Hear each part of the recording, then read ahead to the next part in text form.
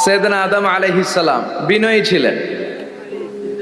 ওনাকে সৃষ্টি করার পরে আল্লাহ বললেন, ইয়া আদম সাল্লিম আলা উলাইকান নাফার।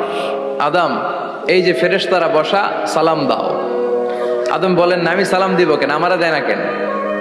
অনেক মুরব্বী আছে বলে, আমি দিব কেন, তোরা আমারে দিবি। এরকম আছে না নাই? না, সালাম সবাই সবাইকে দিবেন।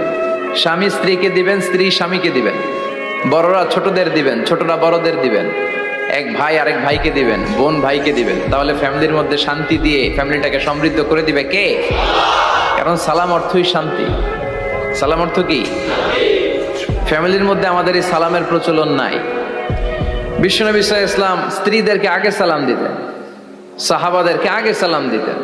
মা আয়েশা বলেন, এত বছর বিশ্বনবী সংসার করলাম, একদিনও আগে সালাম দিতে পারি নাই। সবসময় বিশ্বনবী আমাকে আগে সালাম দিয়ে দিতেন। তো সাইয়েদনা আদমকে সৃষ্টি করার পরে আল্লাহ বললেন, আদম সাল্লিম আলা উলাইকান নাফার। বুখারীর বর্ণনা, ফেরেশতাদের এই দলটাকে তুমি সালাম দাও।